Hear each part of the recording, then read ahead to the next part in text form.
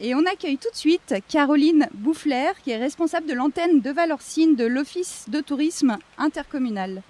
Bonjour Caroline. Bonjour Jessica. Merci de venir au micro de la radio des ours, jour d'inauguration je crois, d'une exposition dans vos murs. Oui c'est ça, on est en train de mettre en place la prochaine exposition. C'est une exposition d'aquarelle d'une jeune ukrainienne qui est arrivée cet hiver dans la vallée. Donc voilà, on a hâte de découvrir ça. Elle est en train d'accrocher l'étoile là, donc j'ai encore pas eu le plaisir de découvrir. Et l'inauguration est à 18h, c'est ça ? C'est ça, oui. Okay. Donc face à Servoz, l'authentique, Les Ouches, la familiale, Chamonix, la mythique, Argentière, la légendaire, Valorcine est définie comme la naturelle. Alors racontez-moi, quel est le positionnement de Valorcine face à l'offre touristique de la vallée de Chamonix ? Valorcine la naturelle, voilà, c'est facile à voir, hein. On est au milieu de la nature, entouré de réserves naturelles. On est accessible en train. C'est assez rare hein, dans les Alpes d'avoir une station directement accessible en train. La vallée de Chamonix a la chance de pouvoir profiter de cet accès. On est un peu le poumon vert de la vallée de Chamonix, j'ai envie de dire.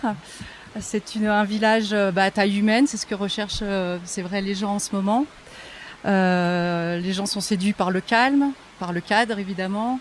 Et puis par le côté authentique de notre village. Et la proximité de la Suisse ? Alors la proximité de la Suisse, c'est un véritable atout parce que ça nous permet de proposer encore plus d'activités, de découvertes, été comme hiver d'ailleurs,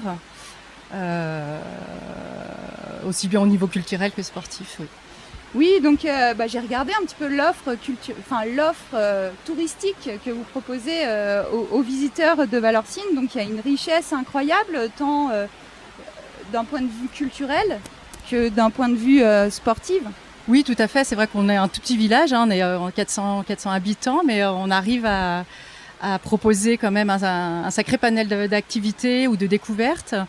Déjà, d'un point de vue culturel, on a plusieurs activités qui permettent de découvrir l'histoire de notre village avec le musée de Barberine, le musée de la maison de Barberine qui retrace un peu, c'est une sorte d'écomusée on va dire, qui retrace la vie du village autrefois et qui propose chaque année une exposition temporaire. Donc cette année elle est consacrée à l'église parce que...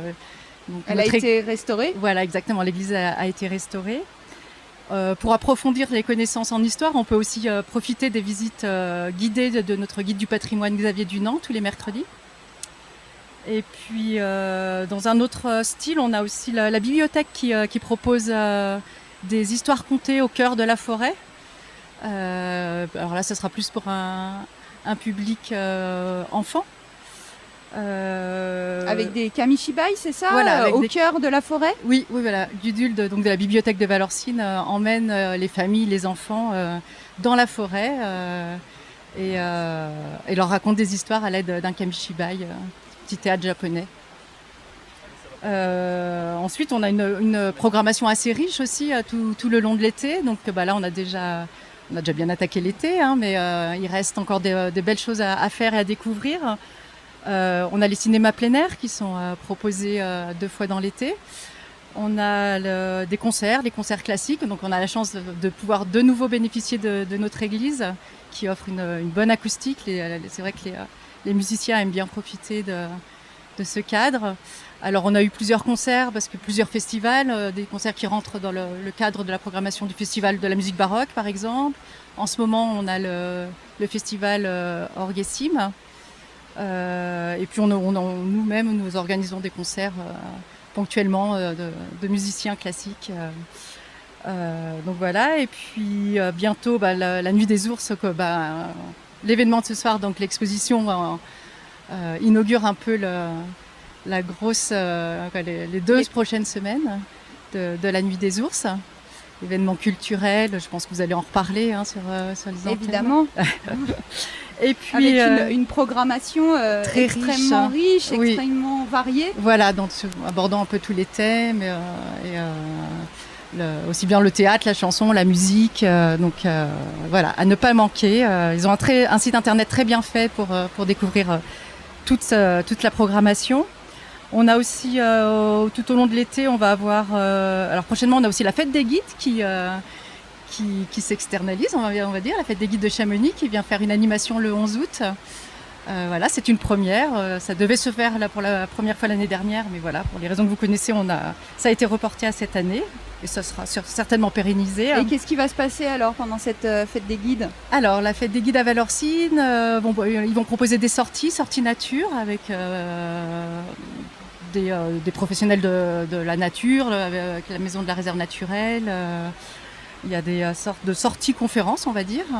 Il y aura des activités autour de l'escalade, un petit mur d'escalade, des concerts, et puis donc ce sera assez festif avec un barbecue le soir. Voilà, tout se passe au Buet.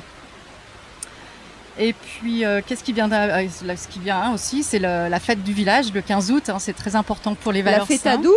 La fête à Doux, voilà. Donc, le 15 août, la fête des traditions artisanales qui a lieu donc le lundi 15 août cette année. Cette année, ça a lieu toujours le 15 août. En collaboration aussi avec les associations de Valorcine qui, elles, gèrent tout le côté restauration. Donc, c'est la fête des Valorcins qui n'habitent plus ici aussi. Donc c'est vraiment un rassemblement très important pour la population de Valorcine. Et puis le plaisir aussi de faire découvrir les traditions artisanales aux gens de passage dans notre village. Voilà, et puis on n'oublie pas aussi l'UTMB qui